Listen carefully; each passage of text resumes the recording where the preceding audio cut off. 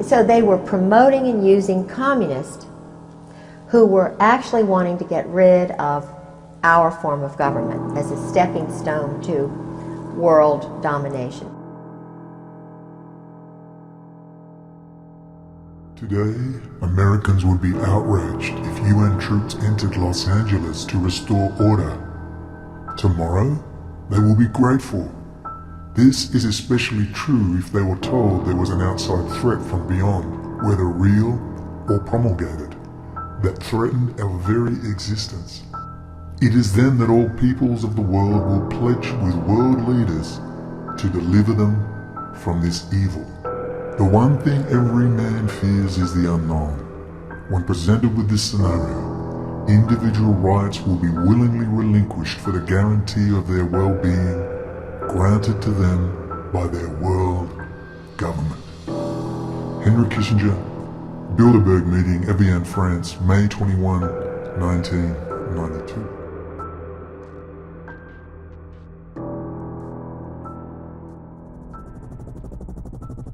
Here's why. All the hedge fund, all the bankers, all the marketing people, all the lawyers, all Davos man. To my last breath, we're going to hunt you down and expose it all. And we're starting with Kissinger.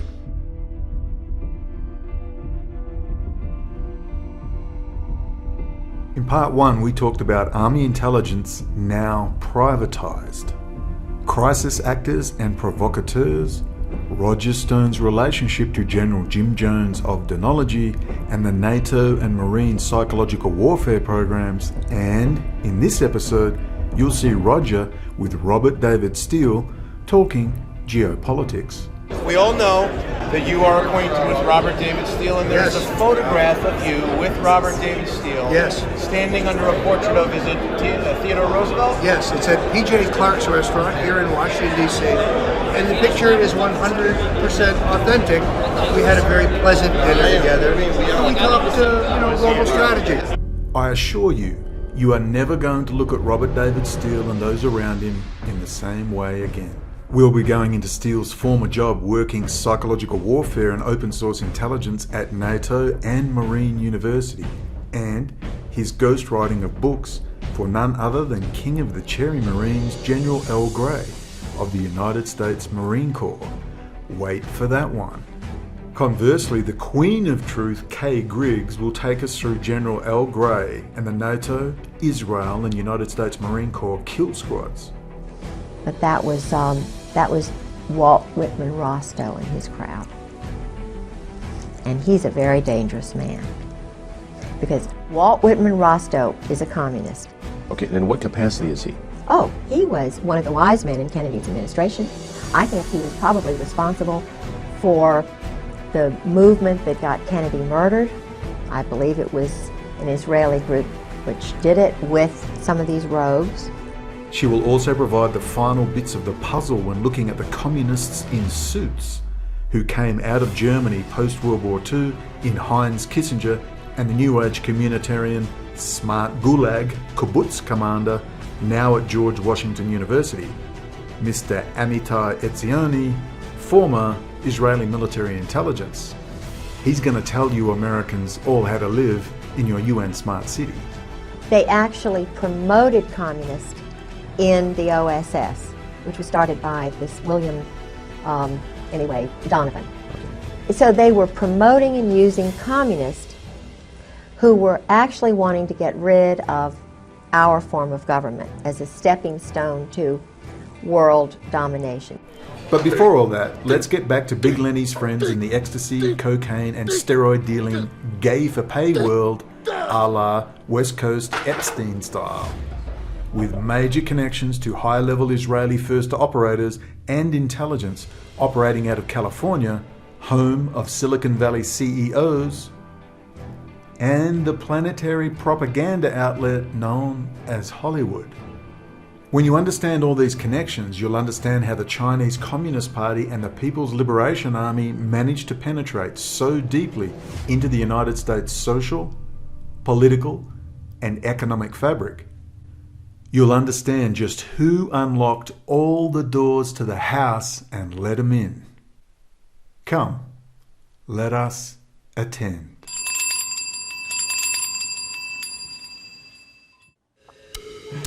You're funny. Like I said, do you like my tail? I was just going to ask you about people who have what different bodybuilders' jobs were coming up. Obviously, we know what your job was. So for the bodybuilders, and there were a lot of upcoming guys that were training there who wanted to like make it, so to speak. What were guys doing for a living back then? Because when I would go to California in the 90s, I said, you know what, I can't live here. No one works. I said, how am I going to live here? I'm going to be poor. I said, there's no work ethic here. What do people do for money there?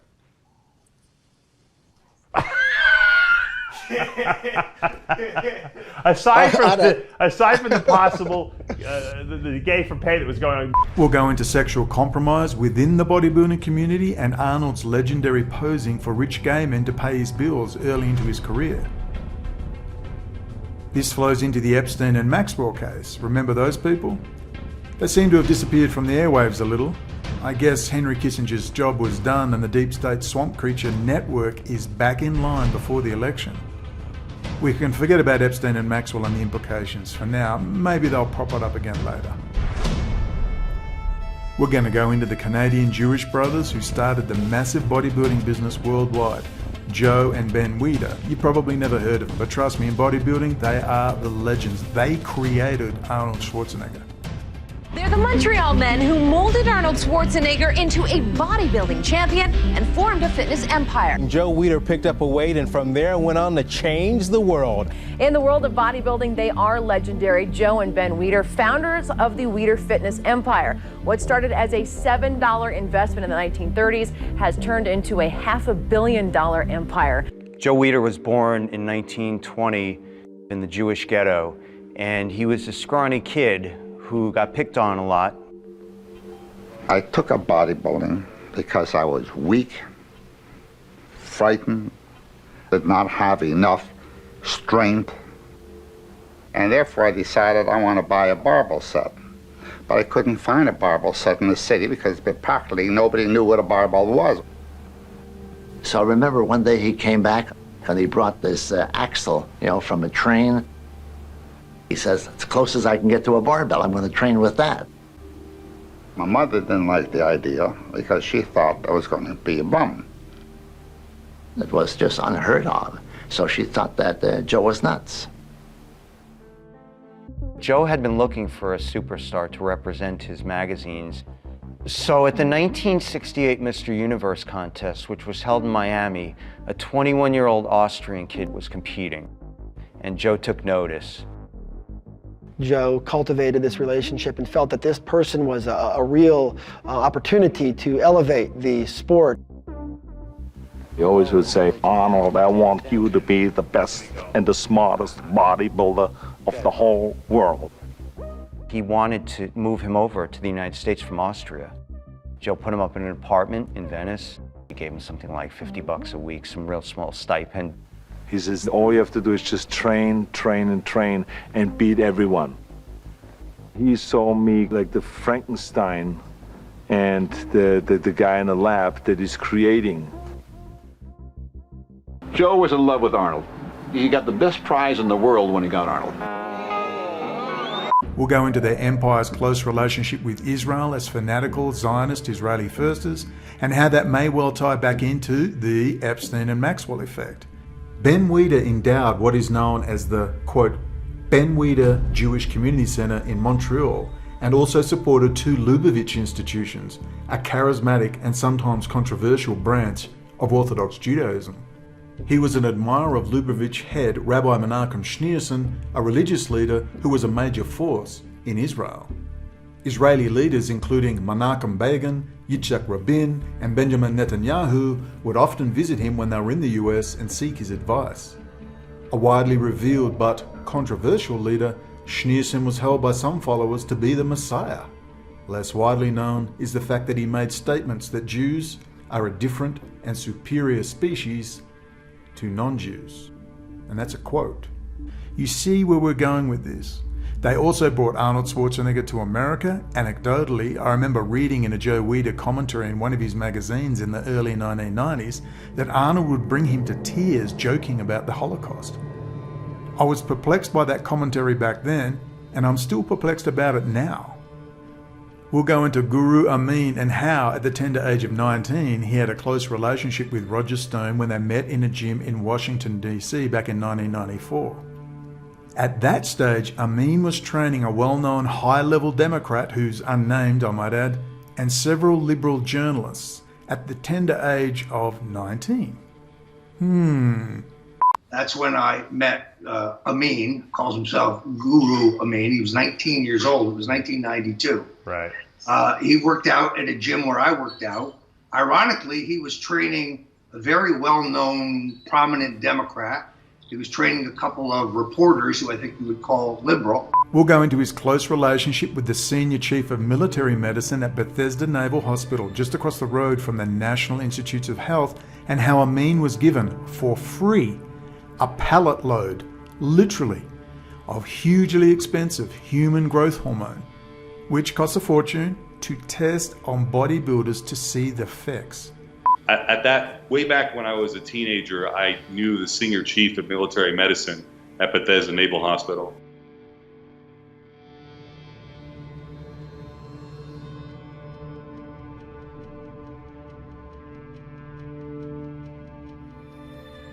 I was getting growth hormone before anyone in the whole world was, when it was first 192 protropin and then 191 by Humatrope. The Bethesda Naval Hospital is the President's Hospital, and right across the street from it is National Institute of Health.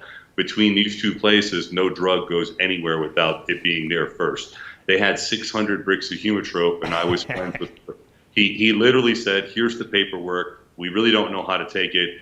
What do you think? How do you use it?" And that immense amount of paperwork, which was the equivalent of a couple of law library boxes, ended up being condensed into a pamphlet. They left quite a bit out, and some of the equations that I know have never been seen. And so that this is why I understand a much deeper way that growth hormone works on the human body. Why was this 19-year-old given this? What the hell was he doing hanging with the head of military medicine? Who introduced 19-year-old Guru Amin Ali to the senior chief of military medicine at Bethesda Naval Hospital? Well, most likely it was Richard Greenbaum, whose wife Jennifer used to train Roger Stone's wife, Nadia. And Richard knew a lot of other bodybuilders, including myself, who was bodybuilding at the time. He knew everyone, because he used to call me up and he would give me like the gossip. He knew every little, he was like a pre-Chad, before Chad. He knew every little gossipy thing about everyone in the industry, and he was helping this one and that one and this person. He knew where the best growth hormone was and the best this and that. I don't know how he was so plugged in, you know? Well, I mean, Richard and I talked on a regular basis, and we had a friend called Tom who was a go-between. We could talk about this, but, you know, Richard knew a lot about growth hormone and stuff. All of these people were based in the Washington, D.C. area. Richard Greenbaum is the connection in this little web we are going to explore, all the way to experiments for super soldiers using steroids and growth hormone off the books for the US military. At any other time outside this crazy time we live in, the admissions by Guru Ali Amin would be a major investigative journalist piece. Please note, Guru Amin states repeatedly, everyone was blessed through the grapevine. Quote, everybody was blessed through the grapevine. What is this magical blessing grapevine? And Richard, again, was a nice man. He's dead now. He died of cancer just recently. He died of colon cancer about a month and a half ago. Roger Stone's wife told me when I was down there. Yeah. Richard was on the inner circle of the people that had access to the Humatrope. He was one of those people that, you know, you could say I blessed. You know what I mean? I'm serious, Dave. There were a few people that got their hands on this stuff. It was all coming through my friend. We would call him Doc, but I mean, the fact is that, and I don't want to get into this, but some of these guys were snitches, and they testified against him. He went to Leavenworth for 3 years. Who did? This guy. Oh, really? Yeah. We'll call him. His name is Gary Riley. We called him Doc. Mm-hmm. Okay. Yeah. No, I mean, he was a senior chief of military medicine, and his wife ran the records. So, I mean, he said, I got 600 bricks. If you need, I'll get 600 more. One guy you competed against, he was also blessed through the grapevine. Willie, you know? There's a lot of people that were blessed through the grapevine. Craig also was being blessed through the grapevine, by the way. So everybody Craig knew for a while. We're then going to go into Craig Titus, trained by the same Richard Greenbaum at the beginning of his career. Las Vegas, Nevada attracts a dancer hoping to see her name in lights. But she discovers that Sin City lives up to its name, and fame comes at a heavy price, as beauty and brawn mix together to produce an explosive, wicked attraction.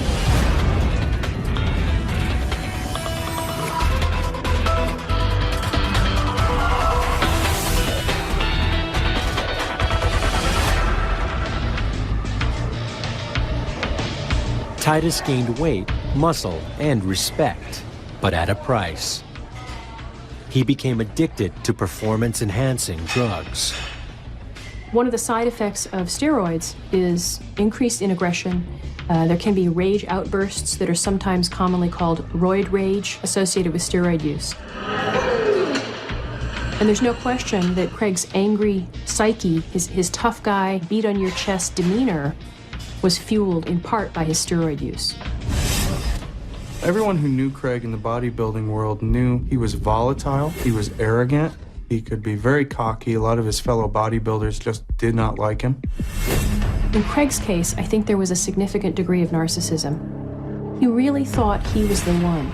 He was the one who could be the champion. He's very involved with himself. In his early 20s, he moved to California, where his career took off. While Craig wasn't the best bodybuilder in the world, he was a very well-known bodybuilder, and that's because Craig really put himself out there and made a name for himself by just being flamboyant. By 1995, Craig Titus's golden image was tarnished. He was in a pretty high-profile bodybuilding contest, took second place, took the trophy and smashed it up and threw it on the ground and stormed off. That is very taboo in the bodybuilding world. You know, the one thing that you're always taught is to respect the competition. And here was Craig disrespecting the decision, and that really sealed his fate as the bad boy of bodybuilding. And Craig actually embraced that title. Not long after the outburst, Titus was busted for dealing ecstasy and put on probation. Then he was arrested for using anabolic steroids and sentenced to 21 months in federal prison for violating his parole. When Titus was released in 1999, he returned to the bodybuilding circuit. This guy was a bodybuilding legend at the time in the 1990s. He murdered his personal assistant with the assistance of his then girlfriend. She had allegedly caught them dealing drugs, a lot of drugs. They had strangled her with wire, beaten her, tasered her, and burnt her body. Titus was dealing large amounts of ecstasy and cocaine in the mid-1990s.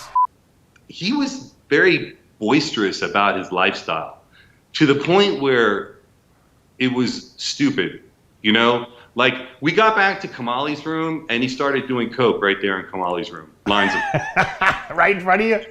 Lines of coke. Listen, I don't have anything bad to say. I'm just telling you the truth. Right, this is what happened, you know? And this is when I saw it. He whipped out like this much money. Oh, wow. To pay for a meal that costed like 2 pieces of paper, whatever increments it would have been. Yeah. 20, okay? And no normal person would do that. Now, I'm young, but I'm not stupid. Right. So instantly I'm like, okay, drug dealer. Right. Drug dealer. Okay. Now, mind you, Craig didn't let people know he was a drug dealer at this time. This is 1994. Okay. Sure. Nobody knew about Craig Titus and dealing drugs at that point. Am I right? I didn't know. I wasn't aware of that. You know. Yeah. Okay. So this is crazy, but this is how all this shit ties in.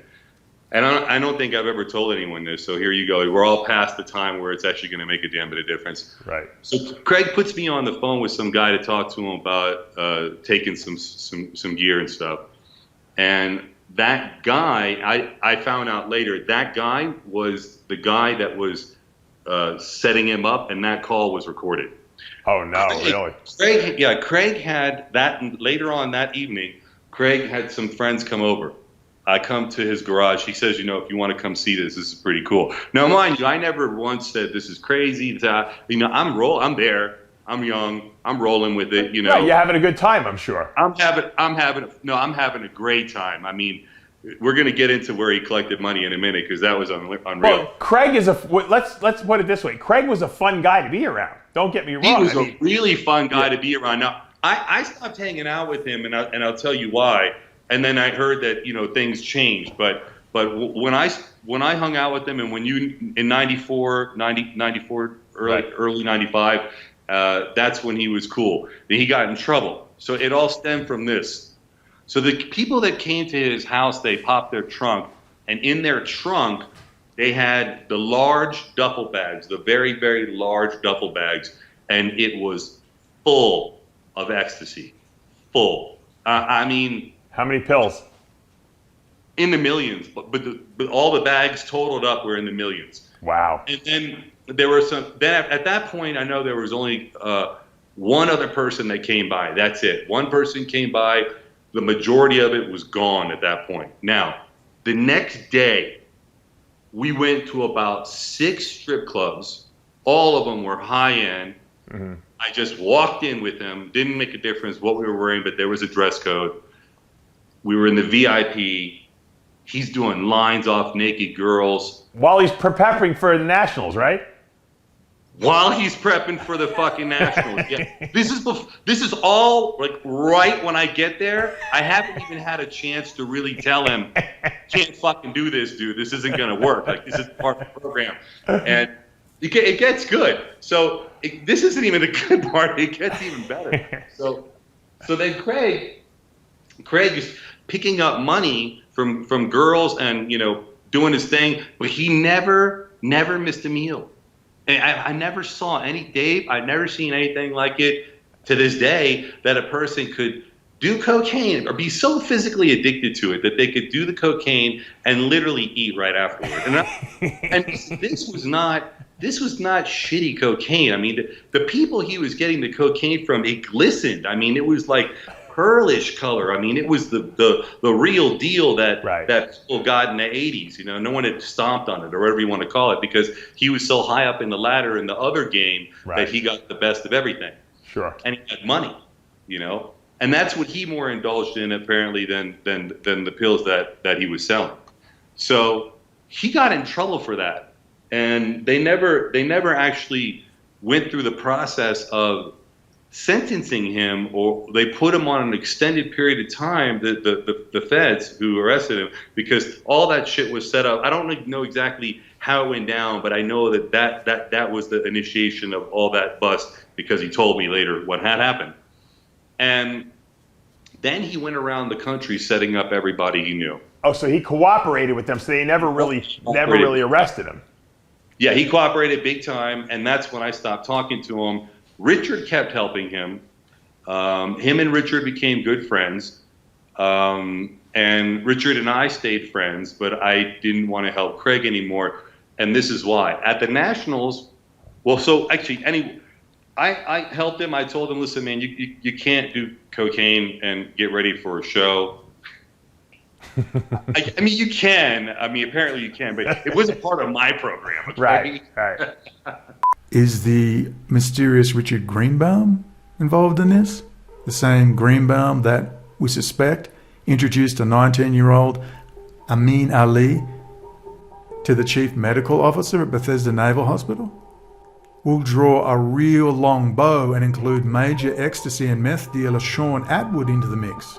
He was at his peak in the mid-1990s at the same time all of this was going on in Las Vegas. He was in Phoenix, Arizona, just down the road from perpetual drug addict and Russian-Ukrainian gangster groupie John McAfee. Yeah, that John McAfee. I'm John McAfee. I'm the guy that was accused of murdering police and ran into Guatemala. The FBI is going to be looking for me if you don't call him, sir. The FBI?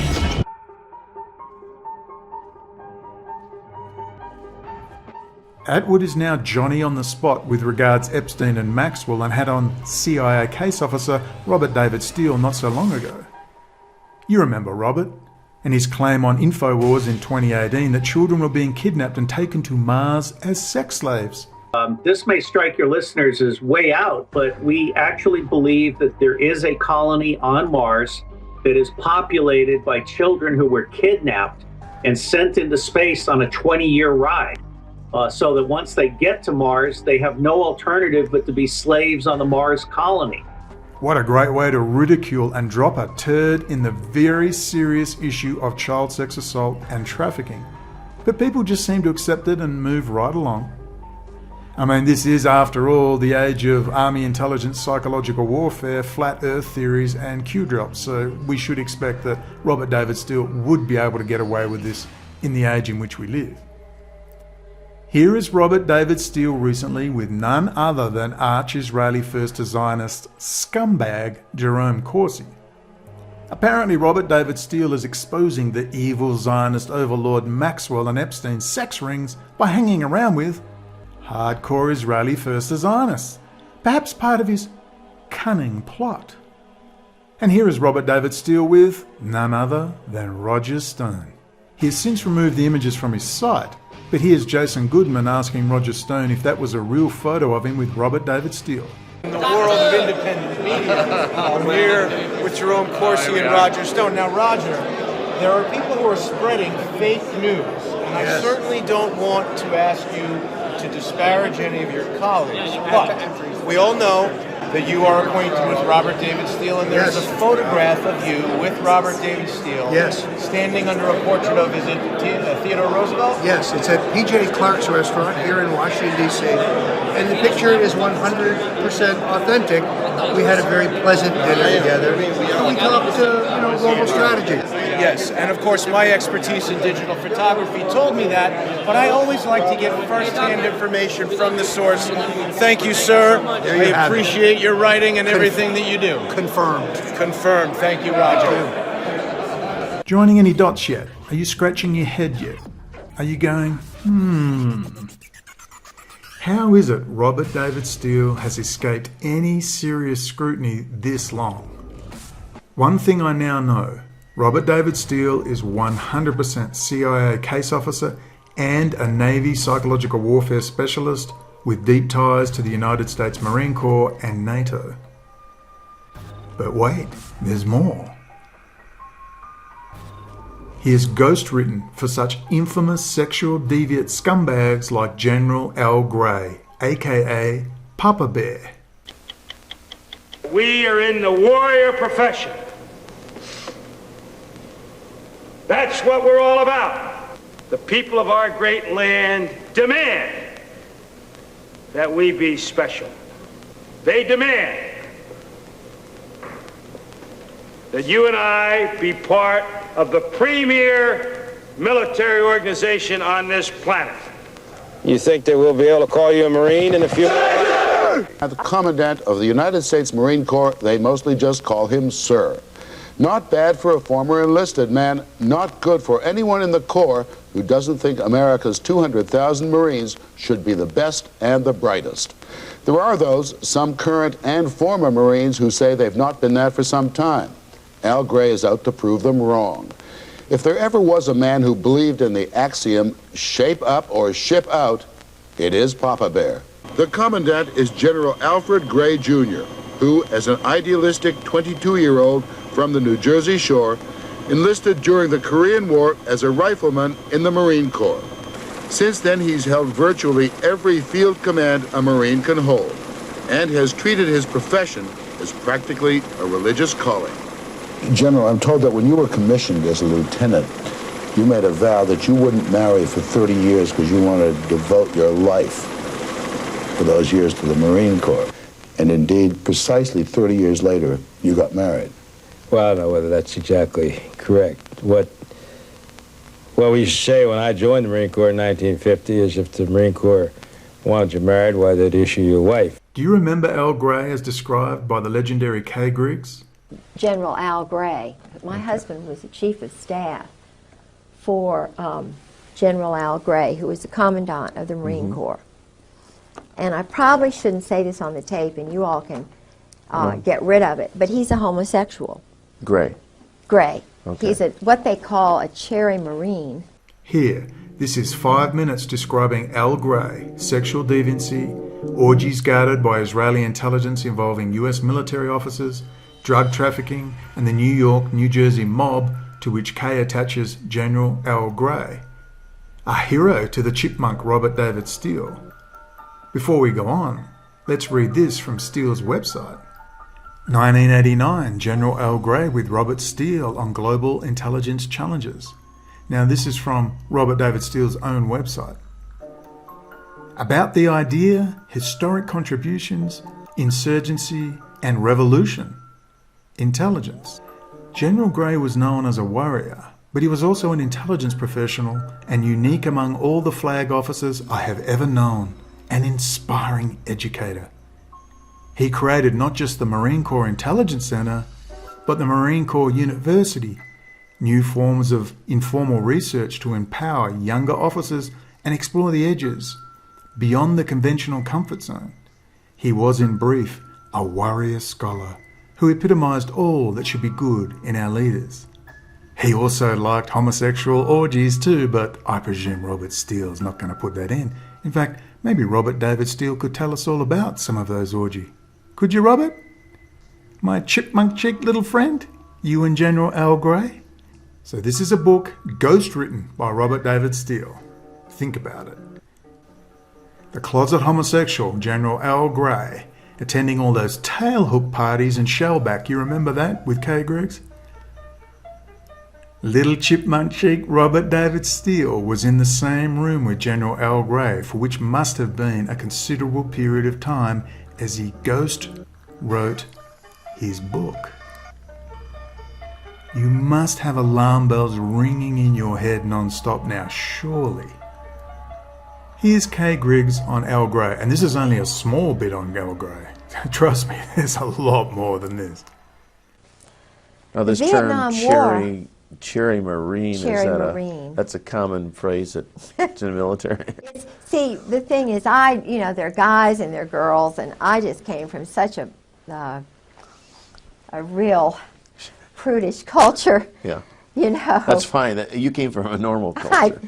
And I'm not judging them, but the Vietnam War, I know a lot about that, about the MACSOG program and the Phoenix program, because George was involved with a very important part of that. Not important really, but he and Al Gray and Louis Buell, and it's run by the mob. Then it was a mob military partnership, joint. It was a joint operation in Korea and in Vietnam. The highest levels of the Marine Corps and the Army in those special operations levels, the individuals are actually in the mob. New Jersey. You're talking about the mafia type mob? I'm talking about the Brooklyn, New Jersey mob. Roger's relationship with Cohn was in part mentor. Cohn had a slice of history and a circle of friends that would not have necessarily been part of our orbit. It's how we met Trump. Donald Trump is probably one of the most important names in America today. Is, as I say, the closest thing to a genius I've ever met in my life. I had a lawyer who was a very good lawyer, tough lawyer, named Roy Cohn. He introduced me at one point to Roger Stone. Roy thought Roger was a very tough guy. Roy knew some very tough guys, I will tell you that, but Roy always felt that Roger was not only tough, but a smart guy and very political. Roger's the first one who introduced us to Donald, and Donald was one of our clients at Black Manafort Stone in the early 80s and was a client of ours for a long time. My husband, Al Gray, Sheehan, they're all Brooklyn. Cap Weinberger. Heinz Kissinger, there's the Boston mob, which was shipping weapons back and forth to Northern Ireland. And I don't want to get too deeply involved in that, but it goes Israel, some of the Zionists who came over from Germany. In der 1871 erstmals verkündeten Vereinigten Deutschen. Henry Kissinger was a well-known, totally a homosexual, not even both ways. And so his wife is a marriage of oh, it's just a cover, convenience. Yeah, and he might, you know, maybe he's discovered women in his late age, I don't know.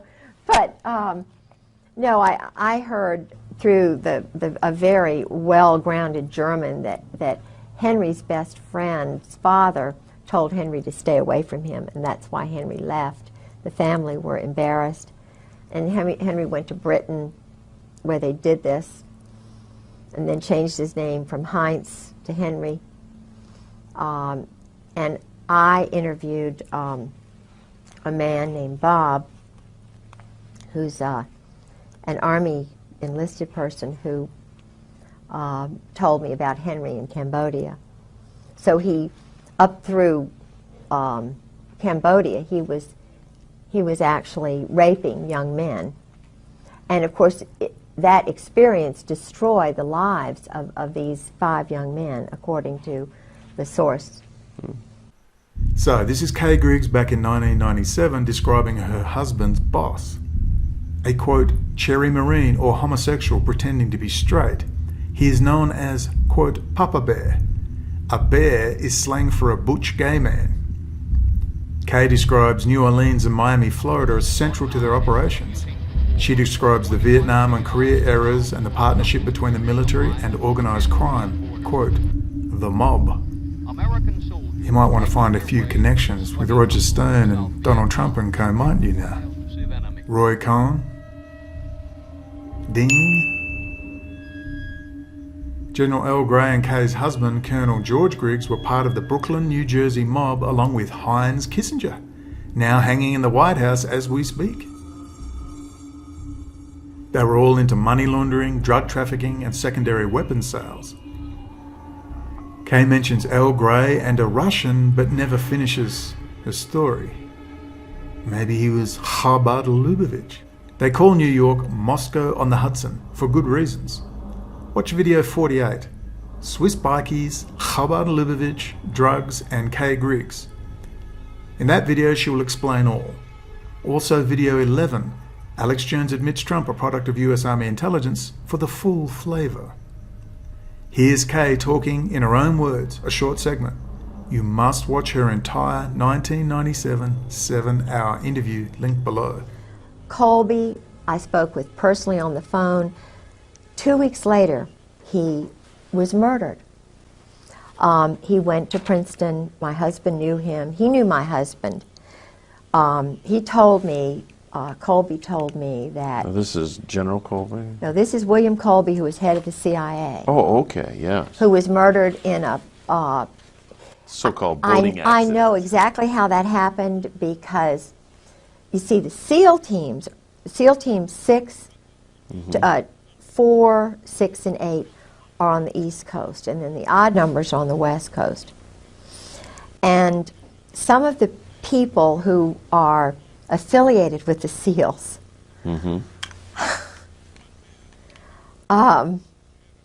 I shouldn't say that. I'm not going to say it, but... Well, it wouldn't be hard for a SEAL to come from underwater and tip the boat over and make sure the man's dead, that sort of thing? The Israelis train with the SEALs.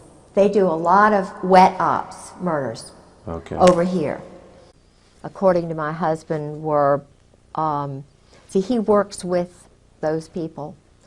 They do a lot of money laundering in the banks, cash transactions for the drugs that they're bringing over through Latin America, the Southern Mafia, the Dixie Mafia, which is now my husband's involved with in Miami. The military are all involved once they retire. They're, you know, they go into this drug and secondary weapons sales. And before I forget, I want to find the name of this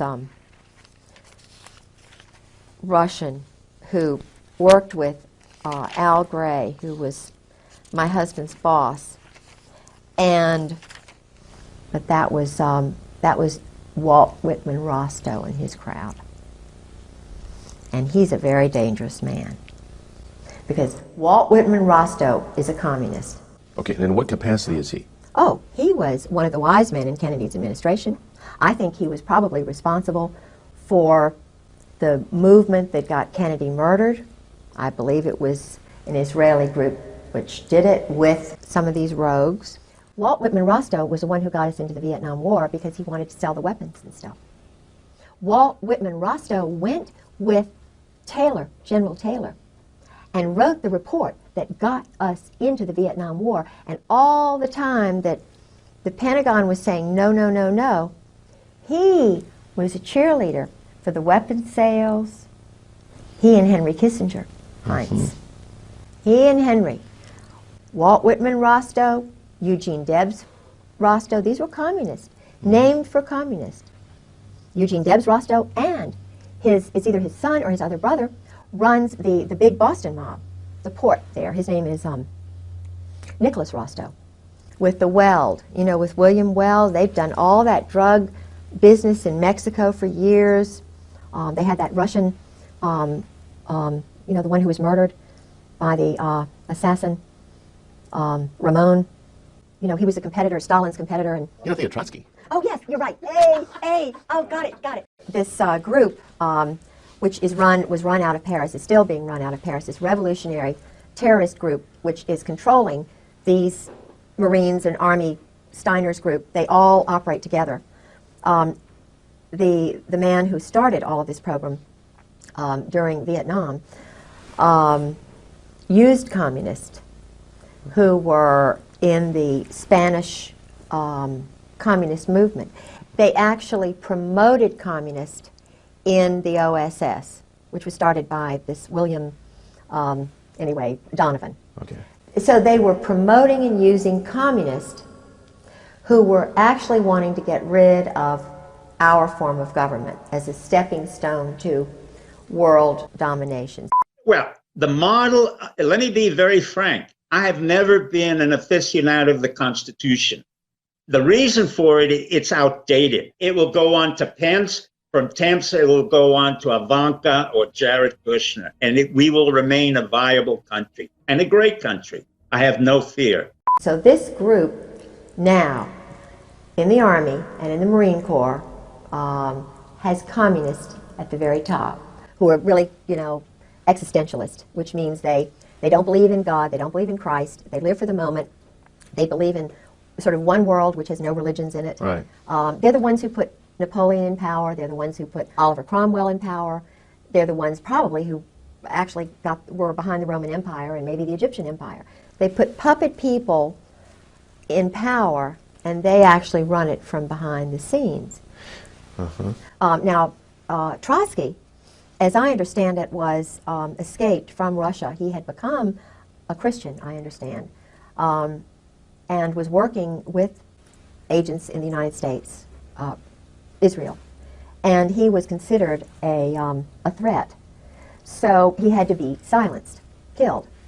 There's an excellent book which I have called The Mind of an Assassin, which is about the background of Trotsky's assassin, a young man named Ramon, who was trained, he was Soviet paid, I think he had experience in Spain. They organized it in Paris, I believe. And of course, up to the present time, there have been assassins operating out of Rome, Milan in particular, Naples, and Paris. And these are all anarchists, all mob related. They use mob funding. And of course, drug money to pay for the weapons, which are brand new weapons. The Bosnia Bazaar, this is the reason we had the war in Bosnia. The war in Bosnia is simply a stage to train assassins, to be a market for brand new weapons, to be a marketplace so that the drug money can be used. And the Army runs the whole show. It's totally run by the Army. The CIA is a bogus thing, you know.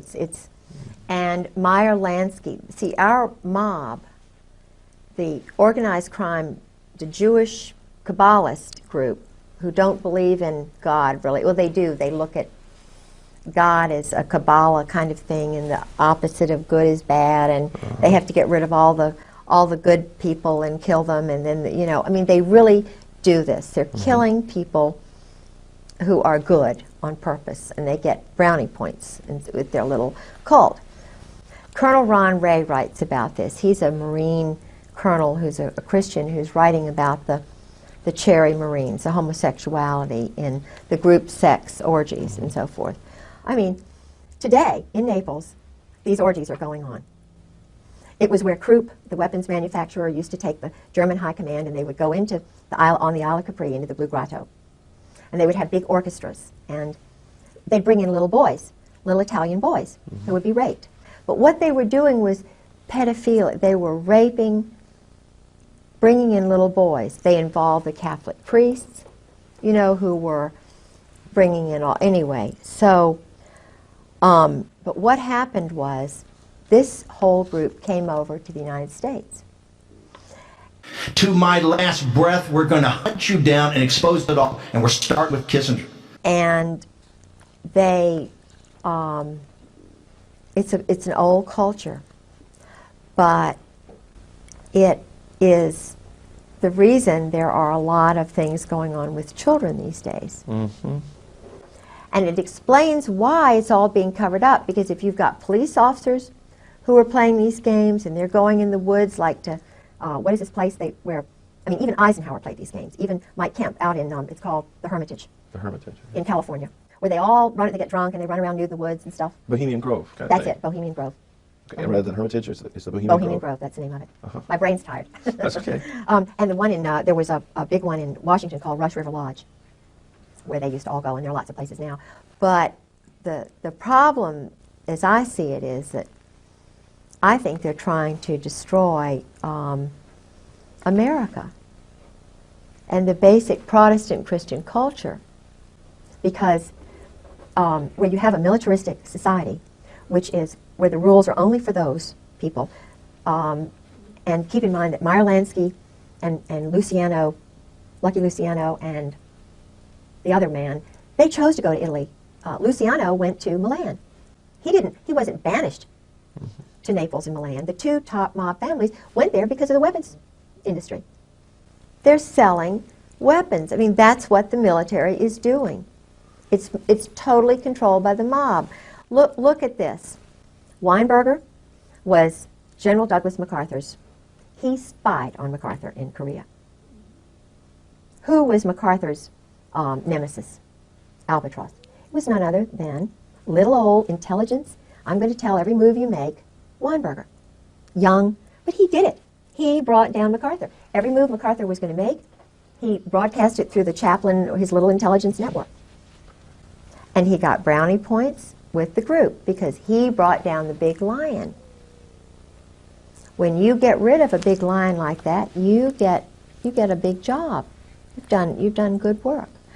And they needed to get rid of MacArthur because he didn't want to keep the wars going. He wanted it over, and you know, it's like General Traffay, who took over after the Vietnam War was over, and he was on C-SPAN in August of '96 with former Ambassador Whitehead and a few of the other the State Department Vietnam people.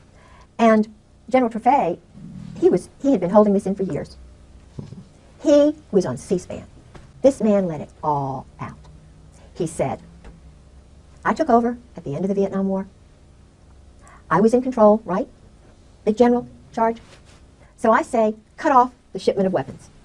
So I tell the Pentagon, cut off the shipment of weapons. He said, I got a phone call from Henry Kissinger saying, the weapons are going to continue at the wartime rate. Sure. Now, that's when all this stuff with China started. It started before then, because already the communist agents, the New York, Brooklyn, New Jersey mob, were already training Mao. Mao was trained in Paris. So was, you know, the one in Cambodia. What's his name? I can't think of his name.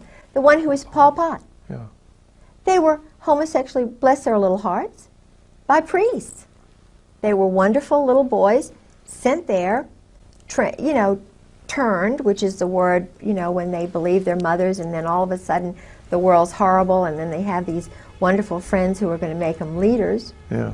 They're turned psychologically, and it's a pattern. And so this is why it's so important to know what they are doing to innocent little boys in the Army and the Marine Corps today.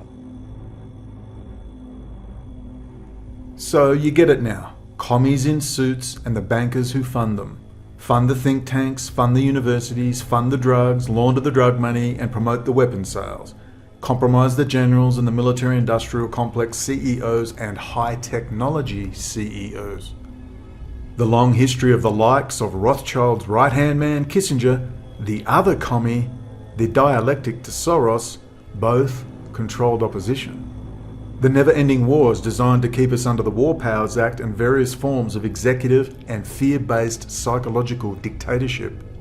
The City of London banking and privatised intelligence network running through the communist training camps in Paris, the Bank of International Settlements in Bern, Switzerland, and the organised crime firebase known as Camp Israel, sitting right in the middle of the great pan-Eurasian superstate development, the Belt and Road, laying the technological infrastructure for total high-tech tyranny and data collection for the coming AI, robots, and drone 5G network, in combination with the UN Habitat Smart Cities program and the new ideological value system known as communitarianism that another European French-speaking Jewish existentialist named Dr. Steve Pieczenik considers outdated.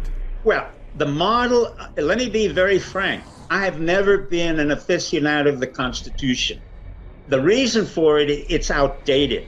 Are you connecting the dots? Jared and Ivanka, the arranged marriage, City of London, Bill and Hillary clones, New York Jewish liberals posing as conservatives who will assist in the ushering in of the communitarian kibbutz program come 2028, just before the full-scale Agenda 2030 rollout. Right on schedule, right on cue, and the clown show circus can't wait to tell us their plans. They know we're just going to sit and click links all day, and there's no need to worry. But in the end, they aren't that smart. They've just got a lot of cash and a good narrative to feed the greedy online whores who pass for, quote, alt media these days. Do you think these people stopped at Operation Mockingbird and the mainstream media, forgetting the internet and what we call the, quote, alt media? They didn't forget. Let's keep it going. In part 3, we'll go into Robert David Steele and some of his little friends like Whitney Webb, Sean Atwood, and Dr. Kevin Barrett, and a bevy of alt media classic limited hangouts. We'll pass over Idiot Steele and his joke dress-up pantomime International Court to expose the cannibal, adrenochrome, infant, blood-drinking, satanic elite. And I mean, he is the most qualified after all to lead it because being a former NATO Marine Corps psych warfare fake news specialist, cherry alt media star, of course he's going to lead that sort of thing. Of course he's going to take a turd in the punch bowl. And in the next episode, we'll also remind Dr. Stephen Pieczenik and Alex Jones of their previous comments on Jared Kushner. We're bringing in Jared Kushner with the Steinmetz family and the Israelis and the Goldman Sachs boys. I've repeatedly said that Jared has to leave. There's no question he's involved in corruption with the Chinese. There's no question he's involved in corruption with the Israeli family, the Steinmetz, who were already indicted. It will go on to Pence. From Pence, it will go on to Ivanka or Jared Kushner. And we will remain a viable country and a great country. I have no fear. And ask a question. Have they co-opted Bibi and Kissinger? We should at least ask it. Here's why. All the hedge fund, all the bankers, all the marketing people, all the lawyers, all Davos man. To my last breath, we're going to hunt you down and expose it all, and we're starting with Kissinger. But I doubt the answer is the one we want to hear but we'll ask it anyway. So stay tuned, and one final comment and correction. Several Special Forces affiliated personnel contacted me about claims of Alex Jones' friend Tim Kennedy being a former member of Delta or Combat Applications Group. They have stated emphatically this is not so. He is a former Green Beret. I went off the continued claims of Alex Jones from 2014 to 2016 about Tim Kennedy's past and super duper special operations he took part in. But then, we are talking Alex Jones here. Anyway, I stand corrected. I'll see you soon for part 3 of 4, and remember, Patrick Berge. If it benefits them to use Trump to hurt their enemies, they will use Trump to hurt their enemies. It has nothing to do. It's all very sociopathic. It's nothing to do with politics. It's all about power and profit. People got to get the politics out of their mind with this. Once you can accept that, it starts making sense. It is the international system of currency which determines the totality of life on this planet. That is the natural order of things to